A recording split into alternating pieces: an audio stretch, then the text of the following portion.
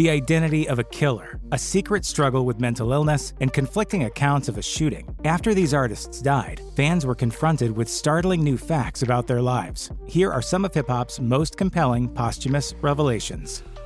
The killing of Death Row Records rapper Tupac Shakur sent shockwaves through the world of hip-hop and represented the climax of the notorious East-West coastal feud which had engulfed rap culture during the mid-1990s. On September 7, 1996, Shakur was in Las Vegas, Nevada, where, alongside his label boss Suge Knight and their entourage, he watched Mike Tyson beat Bruce Seldon for the heavyweight boxing title. After the fight, the rapper and his companions got into an altercation with a group of Southside gangsters who had previously attacked a friend of Knight's and tried to steal a Death Row chain and medallion. Security footage shows Shakur and Knight repeatedly kicking a man named Orlando Anderson as he lay on the floor. Hours later, the pair were driving in Knight's black BMW when a Cadillac pulled up beside them and fired 12 or more shots into the car, injuring Knight, who was driving, and fatally wounding Shakur, who died 6 days later at the University Medical Center. It took 27 years for the identity of Shakur's alleged killer to come to light. In 2023, Dwayne Davis, a former gangster and the uncle of Anderson, was indicted following several media appearances in which he confirmed his involvement in supplying the murder weapon and claimed his nephew pulled the trigger. According to Davis, the killing was more than just simple revenge, claiming that a bounty of $1 million had been put on the heads of Shakur and Knight by Sean Diddy Combs, their East Coast rival. Who shot Tupac?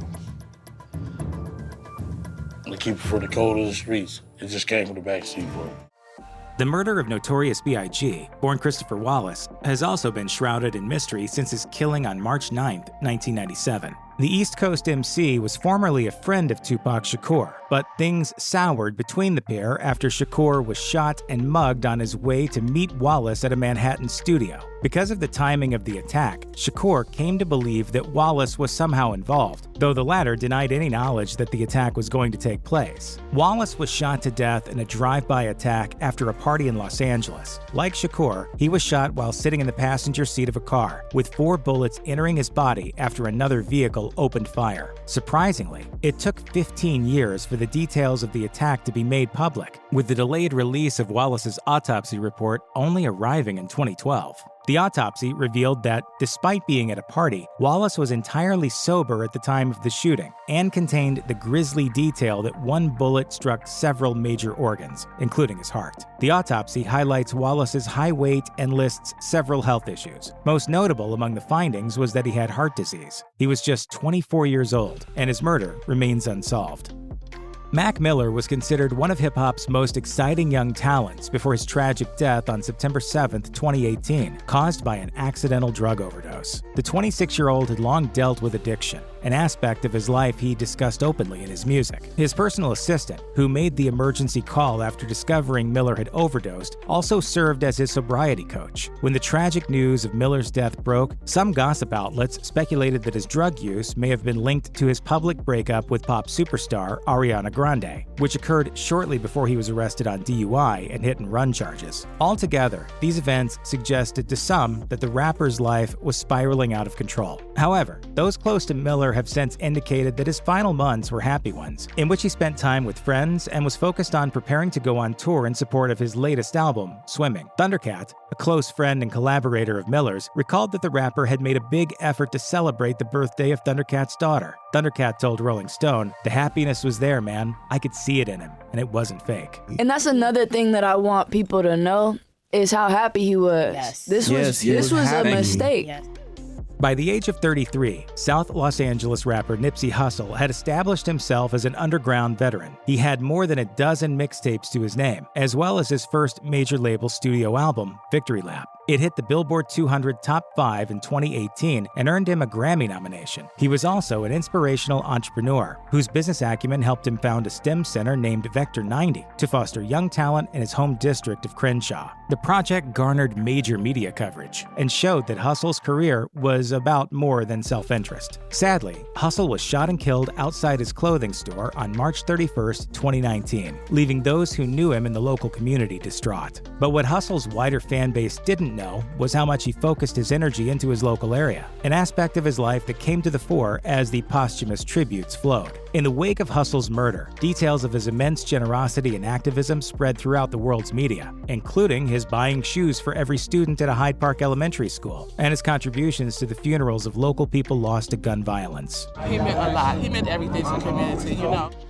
Guru's influence as a rapper was immense. As one half of Gang Starr, alongside DJ Premier, he created some of the most enduring hip-hop of the late 80s, 90s, and 2000s, all whilst looking to expand the boundaries of the genre. His voice was smooth and hypnotic, and one of the most instantly recognizable in rap. But when news broke in April 2010 that Guru had died at the age of 48, details were sketchy. The news came through a statement released by Solar, Guru's longtime producer, though Solar claimed the words were Guru's. In it, the rapper seemingly stated, "I have had a long battle with cancer and have succumbed to the disease. I have suffered with this illness for over a year. I have exhausted all medical options." He then went on to entrust Solar with caring for his son and to accept awards and tributes on his behalf. The statement claimed that he did not want Premier, with whom he had made his name, to have, quote, anything to do with my name, likeness, events, tributes, etc. But neither Guru's family nor his fans were convinced that the strange, posthumous message was genuine, particularly as it came after allegations that Solar had prevented Guru's family from seeing the rapper in the months before his death, when he had fallen into a coma. And I just miss making a record with him again, man. Cult rapper and producer MF Doom made a career out of being mysterious. Originally the KMD rapper Zev Love X, his career had hit rock bottom after his brother and bandmate Subrock was killed in a traffic collision before the release of the band's sophomore album. And so Doom, whose real name was Daniel Dumile, emerged at the back end of the 1990s with the unusual habit of wearing a metal mask for all public appearances. After releasing several seminal albums during the early 2000s, Doom's career again faltered after he was denied re-entry into the US after a European tour. He had been born in London, but raised in New York. He resettled in his native UK, where he remained until his death, which was announced on his Instagram page by his wife, Jasmine. Though posted on New Year's Eve 2020, the post announced that the rapper had died on October 31st of that year, with no other details given as to the cause of death. It would take until 2023 for his fans to learn that Dumile had died in a hospital in the English city of Leeds, where he had been administered blood pressure medication that caused an allergic reaction and deprived his brain of oxygen. The hospital later admitted to have not offered adequate care to Dumile, who had kidney and heart issues, and apologized to his family. He was 49. Proof rose to prominence in the early 2000s as the second most recognizable member of Detroit-based hip-hop crew D12, which also featured chart-topping rapper Eminem. The group, which was known for trading in intentionally shocking lyrical content, hit the charts early in the decade with two studio albums, 2001's Devil's Night and 2004's D12 World. Proof was shot to death on April 11, 2006, following an altercation at the club Triple C in Detroit. Within days, reports emerged with claims that Proof had fired first in the melee, injuring a man named Keith Bender, who later died as a result, and that Proof was killed in self-defense. Bender's family later sued Proof's estate for wrongful death, prompting the rapper's friend, Mud, also a rapper, to speak on the record to XXL magazine and claimed the accusations against Proof were false. According to Mud, who claims to have been in the club at the time of the shootout, Proof had gotten into a fight with another person, causing the bouncer to shoot into the air in an attempt to break it up. Allegedly, Proof then snatched Mud's gun and fired in the air in response, causing the bouncer to open fire, striking both Proof and Bender, a version of events contrary to what had previously been reported. The Wu-Tang Clan changed the face of hip-hop in the early 1990s, with raw martial arts-infused beats and memorable rhymes that essentially created a dynasty that is still going strong today. Much of the appeal of the group was the charisma of the clan's original 9 members, including Old Dirty Bastard, aka ODB, who brought a new and unpredictable flow to his verses and proved himself to be the wildest of the group on the mic. But ODB's wild side also spilled out into his personal life, and he was arrested countless times during the 1990s.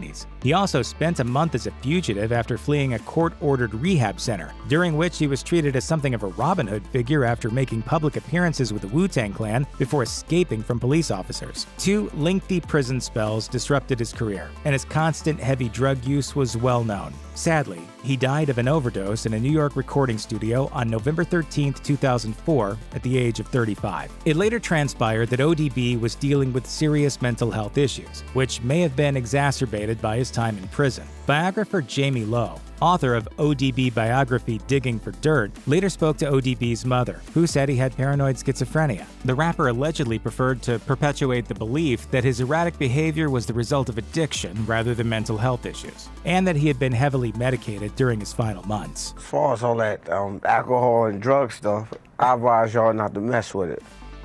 Legendary Latino rapper Big Pun's career lasted just 5 years before his tragic death at the age of 28. After making his name in the Full Eclipse crew, the Bronx rapper caught the attention of Fat Joe in 1995, which set him on the path toward a lucrative solo career. That included a debut single, Still Not a Player, which hit number 3 in the rap and R&B chart, as well as a double platinum selling debut album. Pun had weight-related health issues throughout his life, and by 2000 weighed in the region of 700 pounds. On February 7th of that year, he died of heart failure. The details of Pun's troubled life only became clear years after, with the release of a pay-per-view documentary named after his debut single that delved into his difficult childhood, which included child abuse, his mother's substance abuse issues, and periods of being unhoused, none of which he had discussed publicly. His wife, Liza Rios, also described him as being abusive in their relationship, though she also praised her late husband for his golden heart and for his work for the Puerto Rican community. DMX fans were left heartbroken in 2021 when it was announced the iconic rapper, who released 5 consecutive #1 albums during the height of his career, had died on April 9th that year. Having been admitted to a hospital following a drug overdose, he died of a heart attack after a week on life support. He had canceled performances and checked into rehab as recently as 2019. Born Ern Simmons, DMX's stage persona was wild and intimidating, characterized by his gravel-throated delivery and forceful, aggressive lyrical imagery. However, after his death, reports emerged that the rapper, who had spent time in prison in 2018 for a tax fraud conviction, was a social inmate who was happy to indulge other prisoners with rap performances when asked. A fan of the rapper told the Daily Mail, "He was regular, considering the circumstances. He got along swell with the other inmates. We were there together for 6 months, and then he got shipped to another jail." It was shortly before he was transferred that one of the prisoners caught footage of a DMX performance, which has since done the rounds on social media.